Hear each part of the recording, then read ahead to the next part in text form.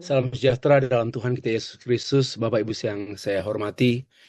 Terima kasih untuk kesempatan yang diberikan pada saya oleh pihak penyelenggara, termasuk khususnya moderator, Bapak Pendeta Nahorban Fatin. Terima kasih juga untuk semua keterlibatan Bapak Ibu, rekan-rekan sekerja saya yang ada di Indonesia dan di Malaysia, bahkan di beberapa negara, tidak terkecuali dengan rekan-rekan yang ada di Belanda, Ibu Esther dan Pak Suryanto Tasman, juga Ibu Rose yang ada di Prancis.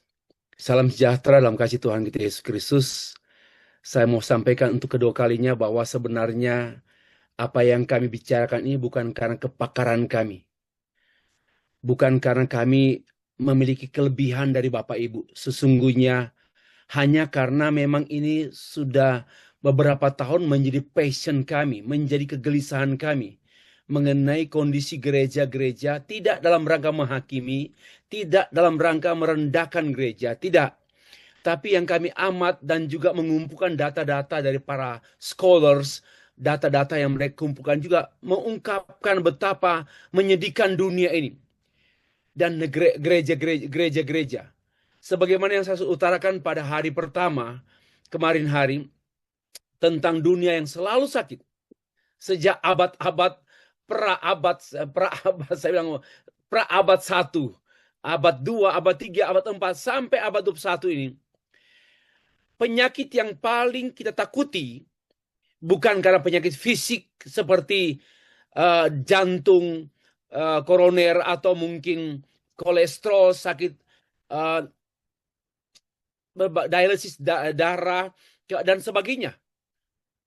Tetapi penyakit dunia yang paling menakutkan karena merusak. Bukan hanya merusak sampai pada sumsum, tapi merusak sampai akar di tengah-tengah keluarga, anak-anak, yaitu mentalitas. Penyakit mentalitas, mental disease, penyakit mentalitas. Yaitu mengenai worldview, cara pandang, cara pikir, cara pandang yang rusak, cara pikir yang rusak, yang muncul pada perilaku yang rusak. Dan kita sudah bahas kemarin, sebenarnya Allah menciptakan kita manusia sebagai proxy ruler, sebagai subjek dunia ini, sebagai Tuhan bagi dunia ini, bagi ciptaan yang lain, mendominasi, menguasai. Tapi pada waktu dia menaklukkan diri kepada setan, kepada iblis, akhirnya dicengkeram oleh dosa, dan dia tidak bisa lagi keluar dari cengkeraman dosa, dan didominasi oleh kuasa kegelapan, dan tak berdaya, tak ada pertolongan. Hanya anugerah Allah yang menolong dia untuk kembali pulih. Dan dunia makin hari makin sakit. Dari abad ke abad, pramodern, modern, pasca modern. Sehingga seperti penyakit komplikasi. Itulah kondisi penyakit mental manusia. Maka itu manusia pada masa kini ditambah dengan kemajuan informasi, teknologi informatika, semakin terbuka dunia ini. Memang dulu begini, kegilaan masyarakat seperti perang yang sutradarai oleh Romawi, kemudian Napoleon Bonaparte Prancis, kemudian itu perang nasional, perang dulu itu sifatnya memang besar-besaran tapi belum global. Masih ada pada area itu. Sekarang tidak. Perang antara Ukraina dengan Rusia, imbasnya pun ke kita sekarang. Imbasnya pun ke Pujon, ke Toyomerto, ke Jombang. Sehingga betul-betul skalanya mendunia, global war. Walaupun yang berperang itu negara satu, negara lain. Negara A, B. Tapi dampak dari peperangan ini menjadi global. Dulu, seperti perang-perang dulu itu hanya berkenaan dengan wilayah. Kecuali Perang Dunia Pertama dan Perang Dunia Kedua. Dan nggak sampai ke Indonesia. Sampai ke Indonesia, yaitu Jepang. Nah, begini. Tapi sekarang, dunia semakin kompleks. Karena itu, seperti yang saya paparkan kemarin hari mengenai kondisi manusia dunia dalam keadaan helpless. Tak ada pertolongan, hopeless. Tinggal triplex saja yang kita pikirkan. Betul-betul sangat dan seorang hamba Tuhan seorang Kristen harus punya mata melihat keadaan dunia yang semakin sangat menyedihkan. Seorang hamba Tuhan harus mengetahui kondisi zaman. Jangan hanya buka Alkitab, tapi buka juga kondisi dunia. Untuk apa? Untuk kita melihat, karena kita we are in the midst of, di tengah-tengah dunia ini, dengan segala tantangan dan kekurangannya, kelemahannya, bahayanya. Nah, kita mesti harus mencermati bahwa kita melayani di tengah-tengah dunia ini, dan kita menyiapkan pemberitaan firman Tuhan kepada dunia, sehingga khotbah kita, pengajaran kita tepat guna. Ya, itu yang saya masukkan. Lalu sesi ketiga tadi malam saya membahas mengenai gereja yang sebenarnya diharapkan menjadi pahlawan untuk menyelamatkan dunia ini. Menjadi penolong, menjadi kaki tangan Tuhan, menjadi instrumen Tuhan untuk membawa terang di tengah-tengah dunia yang gelap. Sayang sekali, gereja pun ternyata jatuh sakit. Mengapa gereja jatuh sakit? Itu sudah dibahas. Ada dua reason, ada yang fundamental, ada yang mendasar, dan ada yang pelengkap. Mengapa? Gereja kehilangan apa yang menjadi senjata gereja yang diberikan oleh Allah, yaitu gospel. Gospel is one and only God's strength, dynamic, kekuatan Tuhan yang diberikan pada gereja, tapi gereja menolak Injil, membuang Injil, mengganti dengan ilmu-ilmu sosial yang dianggap lebih keren, lebih trendy, dan lebih populer. Akhirnya gereja kehilangan senjata, kehilangan kekuatan, dan gereja menjadi sakit.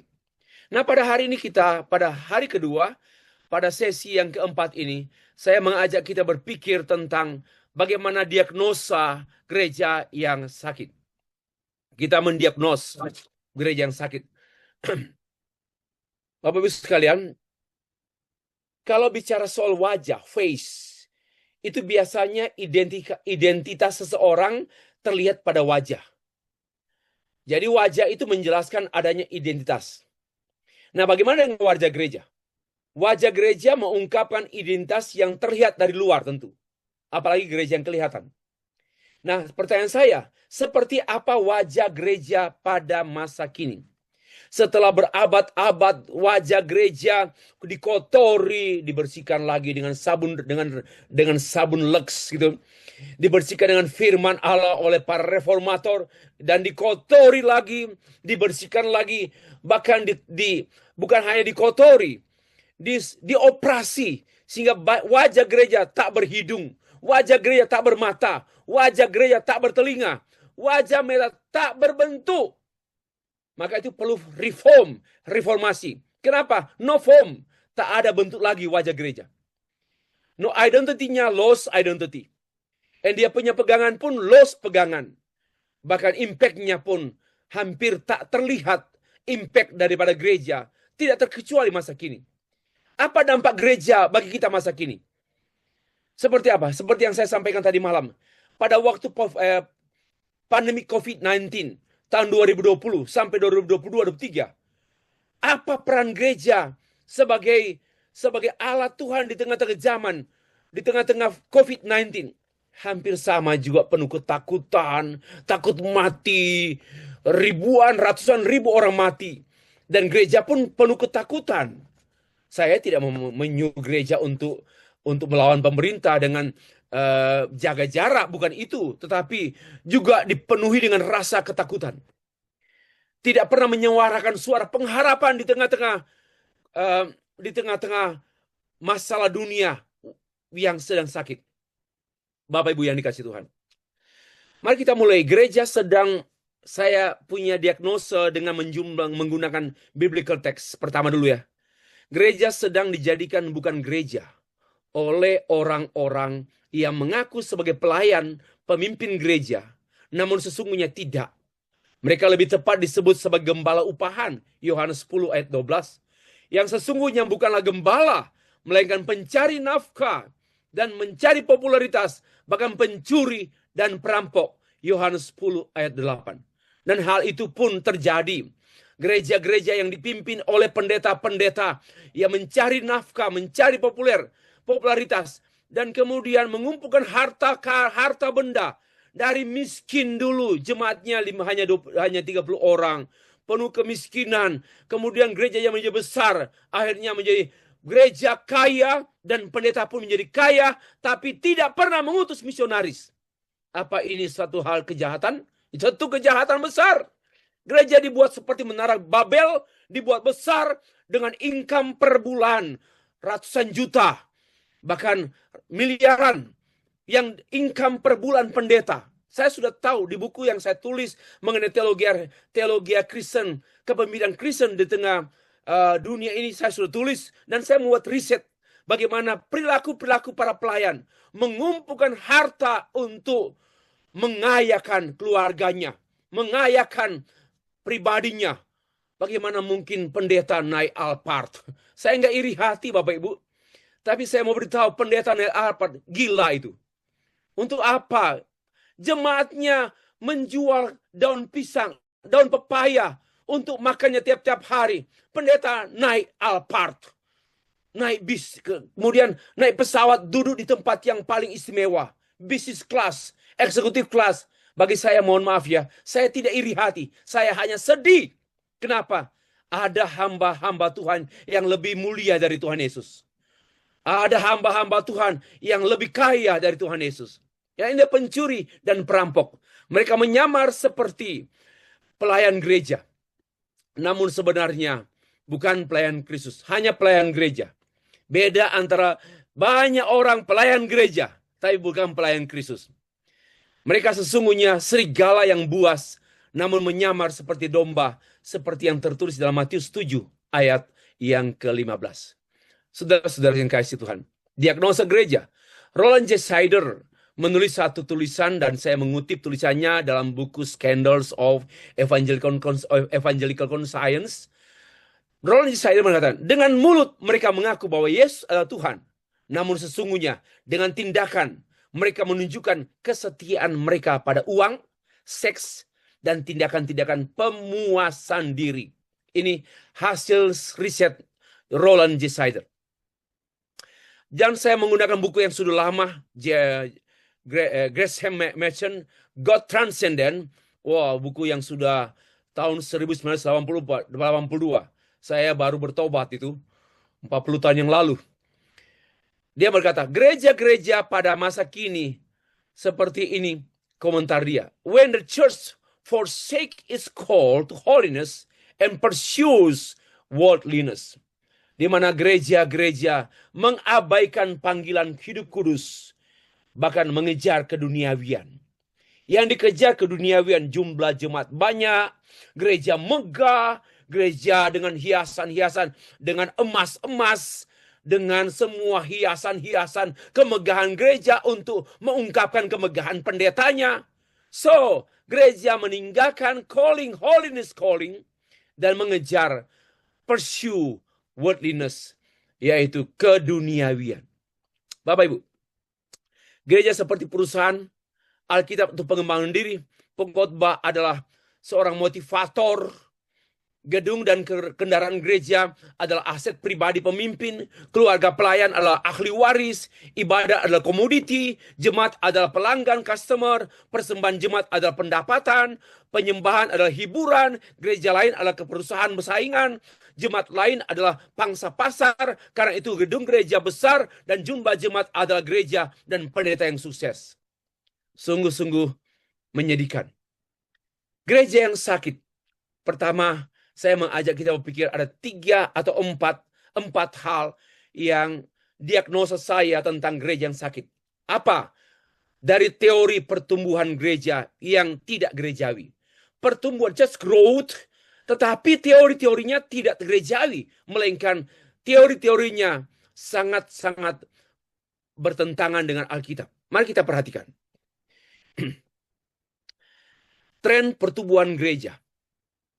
Mulanya Donald McGavran, seorang ahli pertumbuhan gereja, sangat biblical, sangat sehat, masih sehat, dan dia mempunyai banyak murid-murid yang belajar di Amerika, termasuk murid-murid yang ada di Fuller Theological Seminary. Dia sangat kuat dengan church planting, church growth, namun murid-muridnya mengubah, yaitu seperti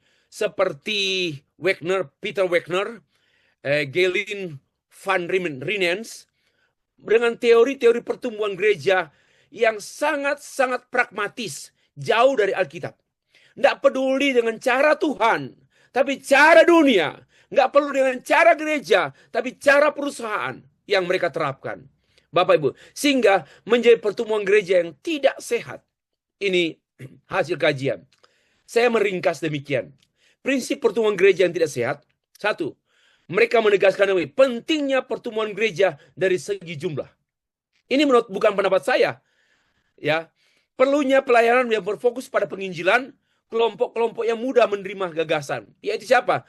Mudah yang terpelajar. Kalau ada pengkotakan penginjilan, celaka 12. Harus menginjili orang-orang tertentu. Nomor 3, pertobatan massal kelompok orang yang memiliki kesamaan latar belakang apapun. Kita menjangkau orang yang punya kesamaan latar belakang, suku, pendidikan. Ini karena ini cara mudah untuk menjangkau mereka. Cara mudah untuk menambahkan jumlah jemaat. Keempat, penggunaan ilmu pengetahuan sebagai alat yang sangat penting menentukan strategi dan prinsip-prinsip pertumbuhan gereja. Yang kelima, metode yang benar menjamin tanggapan yang benar. Sorry to say. Bukan karena metode. Orang yang mengedepankan metode meremehkan Injil. Injil seperti tak berdaya. Harus bergantung pada metode A, B, C, D. Bergantung pada metode-metode. Dan karena itu banyak konferensi-konferensi penginjilan, konferensi misi yang dipelajari metode sangat menyedihkan. Apa hasilnya? Meremehkan Injil. Mengedepankan metode, menonjolkan metode sama dengan meremehkan Injil. Saya mengambil dari Robertson Quilkin dari Measuring the Church Growth tahun 73. Sudah lama ini, buku yang sudah lama. Lalu prinsip pertumbuhan gereja yang tidak sehat. Keterbatasan waktu, uang, sumber daya menuntut gereja untuk mengembangkan strategi yang berdasarkan pada hasil. Based on outcome. Based on result. Semuanya lihat ukur. Jadi hasil mengukur keberhasilan. Celaka betul. Ini namanya pragmatisme. Hasil mengukur keberhasilan. Juga ilmu sosial seperti psikologi. Alat yang sangat penting untuk mengukur pertumbuhan gereja. Apakah jemaat puas? Psikologi jemaat senang enggak bergereja di sini? Maka itu dipuaskan dengan hiburan-hiburan. Disambut dengan segala sebentuk hiburan. Ini manipulasi dan kejahatan para pendeta. Menipu jemaat dengan semua kepalsuan dan kepalsuan, kebohongan. Bapak Ibu yang dikasih Tuhan, Josh Barna menilai pertumbuhan gereja hanya berorientasi pada metodologi pemasaran gereja. Dengan bukunya Josh Barna, Church Marketing.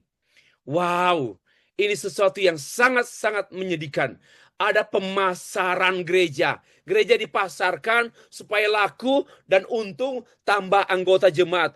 Makin tambah anggota jemaat seperti multi-level marketing. Sungguh-sungguh memalukan dan menyedihkan. Gereja dipalsukan oleh teori non-biblical. Gereja menjadi tidak gerejawi lagi hanya karena salah satu komunitas pada umumnya yang mau dimenangkan. Kita mau menangkan. Kita menjadi salah satu komunitas supaya kita menjangkau komunitas. Itu terlalu banyak trik-trik. Lebih banyak pada organisasi daripada Injil Yesus Kristus. Kedua, gereja yang sakit mengenai independent church, mengenai kemandirian gereja yang tidak gerejawi. Kita tahu bersama Bapak Ibu sekalian, tren pertumbuhan gereja dengan 3 self formula. Gereja yang dicetuskan oleh dua tokoh yang cukup dikenal, Henry Fenn dan Rufus Anderson. Mereka mempunyai teori 3 self formula, yaitu apa? Yang pertama self-propagating, self-governance, dan self-supporting. Bahwa kalau mau gereja bertumbuh harus ada pelipat gandaan sendiri.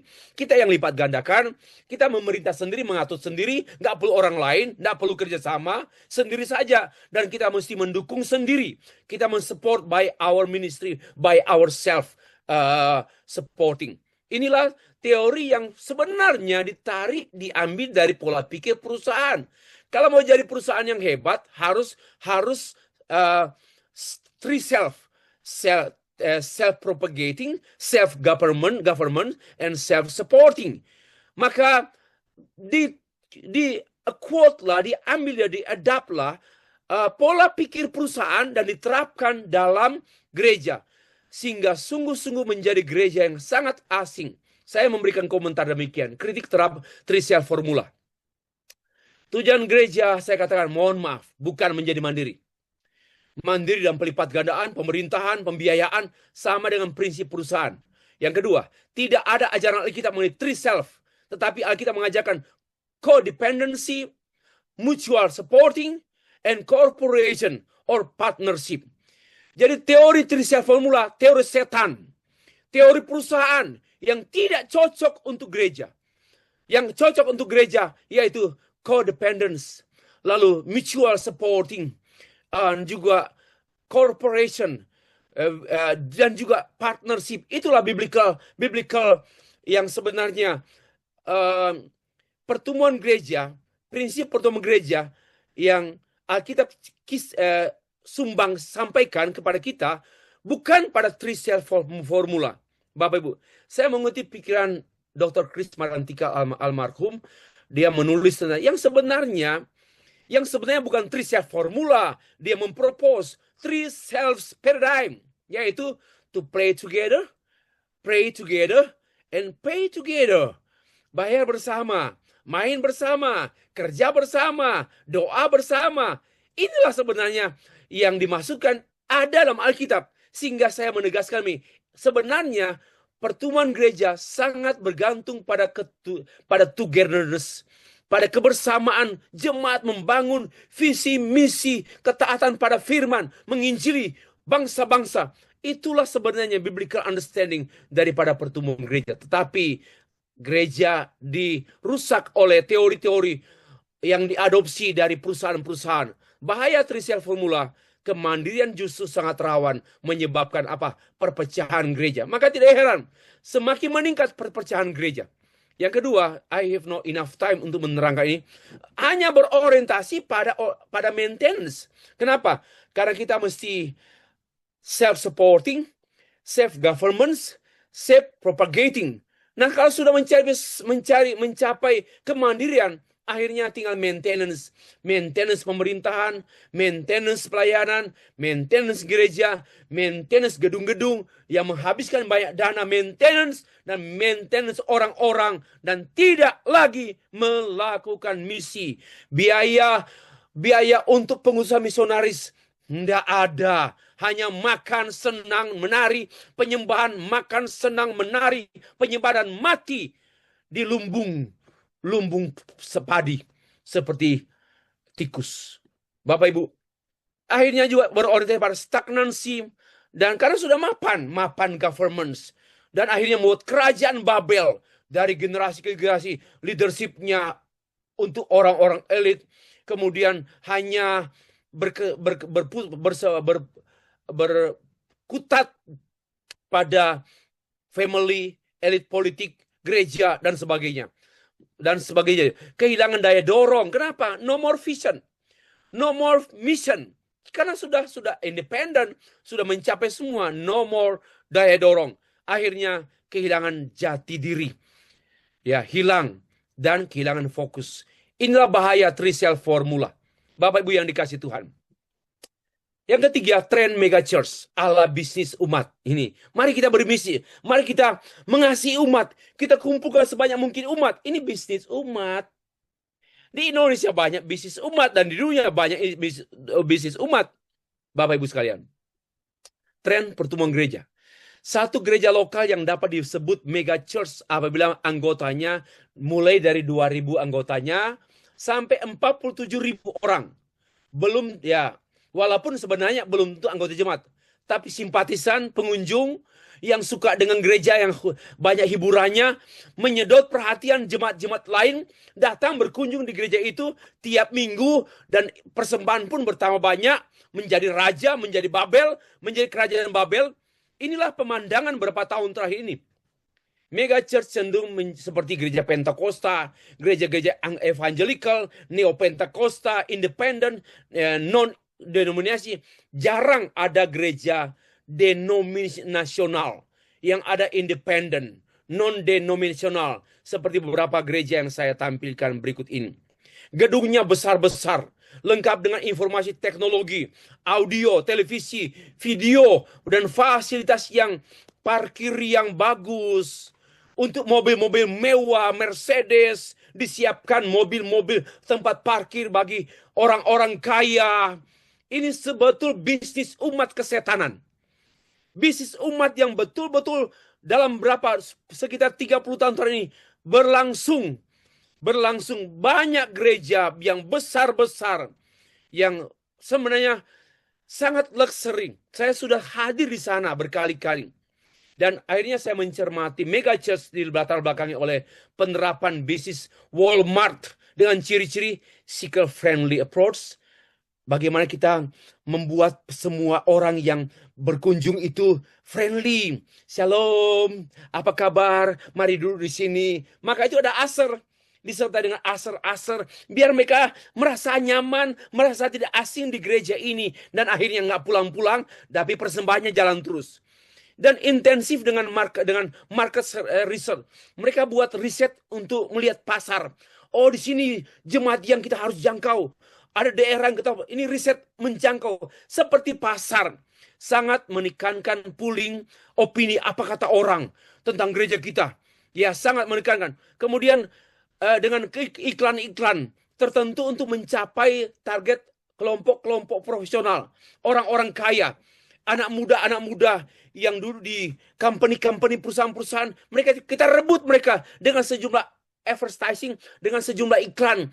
Kalau kamu ikut Tuhan di gereja ini, hidupmu diberkati, hidupmu jaya, maju. Ini kebohongan yang dipakai. Dan juga ibadahnya unconventional worship style, yaitu ibadah kontemporer yang sederhana, yang dangkal-dangkal. Dan ini dipengaruhi oleh pola pikir Eastern, gereja-gereja Eastern. Dan inilah mega church. Saya memberitahukan seperti ini. Saya 2 kali hadir di gereja ini, di Los Angeles. Skandal mega church Crystal Cathedral di Los Angeles. Dan gereja ini sudah tidak lagi dimiliki oleh keluarga, oleh Robert Schuller. Dan gereja ini sudah dijual dan dibeli oleh gereja Katolik. Karena skandal keuangan. Kemudian juga ada skandal Yodo Full Gospel Korea. Masuk penjara. Ya, ada skandal. Gereja mega church. Saya tidak mau sampaikan. Saya menyampaikan ini Bapak Ibu karena sudah dibukakan di media sosial. Dan di majalah-majalah New Times, di majalah-majalah di Korea. Dan juga di internasional. Kalau begitu saya bisa menyampaikan. Tapi kalau belum, saya tidak etis menyampaikan. Bapak Ibu yang dikasih Tuhan. Yang kemudian di Singapura, skandal mega church City Harvest, ada sekitar 227 miliar digunakan untuk kepentingan pribadi. Saya nggak tahu nasib gereja sekarang ini karena berperkara hukum. Kemudian ada di Indonesia juga. Ada 4,7 triliun yang digelapkan untuk kepentingan pribadi. Gereja terbesar di Indonesia. Ini mega church. Bapak Ibu yang kasih Tuhan. Evaluasi terhadap mega church sangat profesional. Menekankan, maka itu pendoa syafaat pun dibayar. Pemusiknya harus profesional. Semua yang terlibat di ibadah minggu harus profesional. Sangat terampil. Dan untuk apa? Menghibur jemaat. Memukai jemaat. Sangat profesional. Maka mereka ditabiskan. Enggak sekolah teologi ya. Tapi sudah pandai memimpin pujian. Sudah pandai menyanyi. Sudah 2 tahun langsung ditabiskan jadi pendeta. Ngaco semua.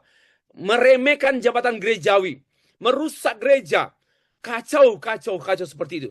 Kekuatan umat dan ekonomi sangat besar, menekankan kebutuhan umat. Mau khotbah apa? Apa maumu? Saya mau khotbah. Jadi khotbahnya berdasarkan kebutuhan umat.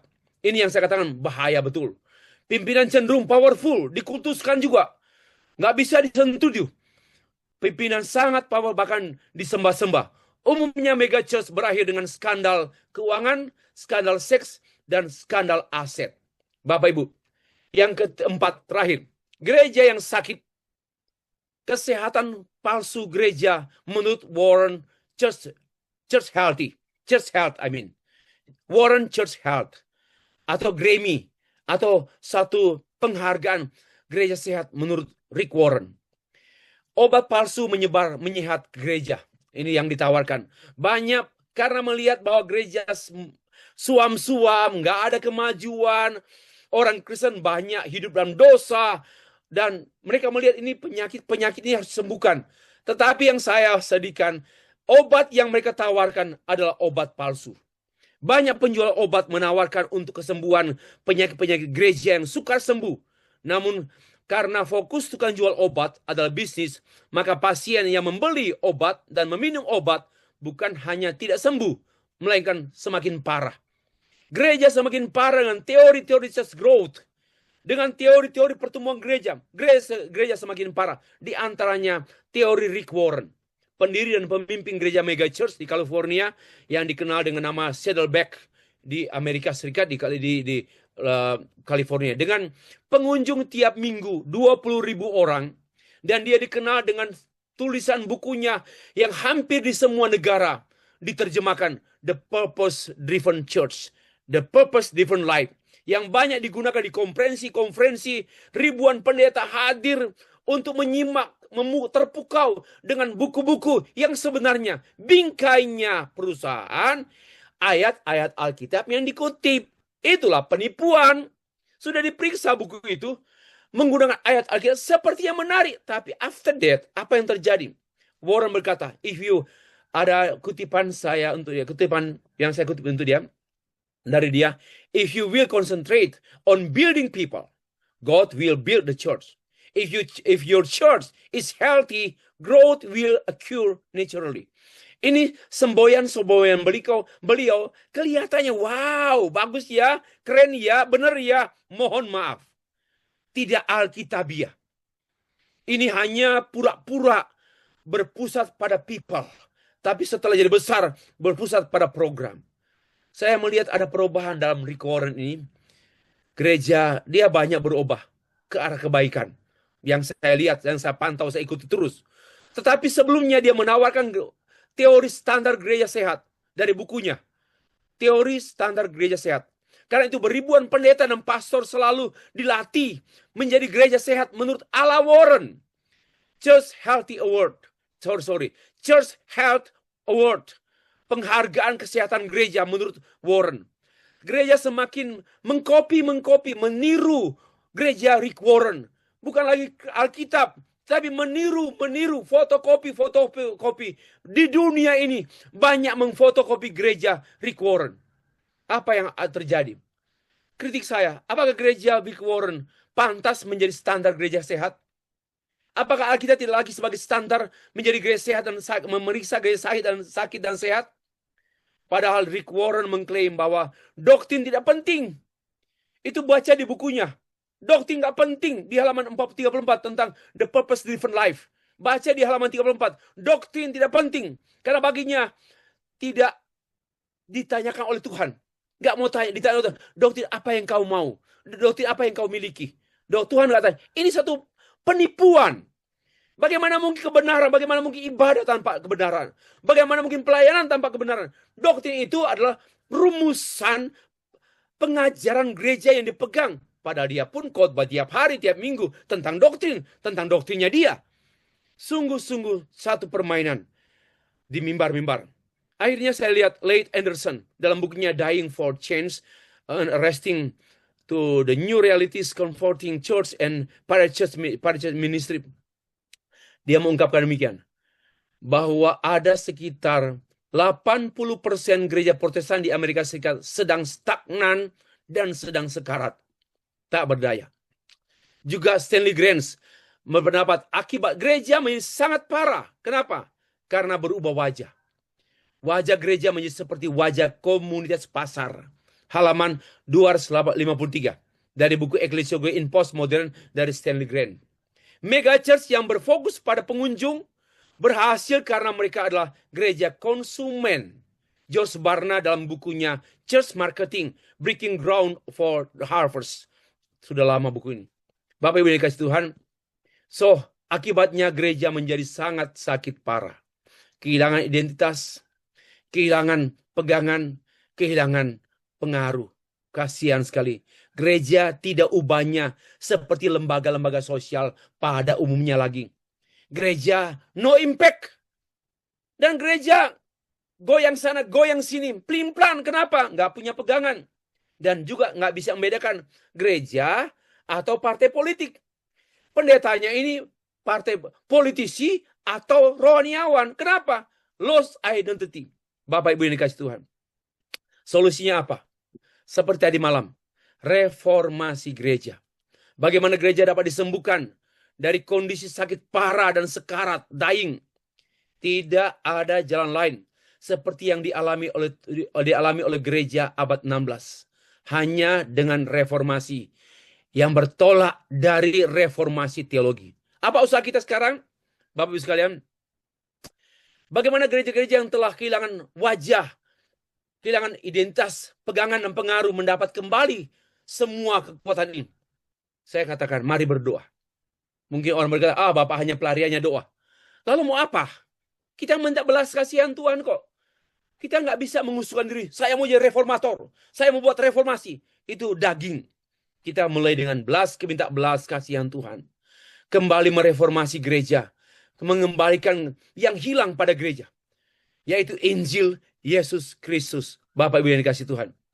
Apabila saudara pun mengetahui keadaan gereja di dunia, di Indonesia, dan di daerah saudara sendiri, dalam keadaan sakit bahkan parah, saudara sedih dan gelisah, kemudian mendoakannya dengan serius, mungkin ini awal reformasi dimulai oleh Tuhan melalui saudara.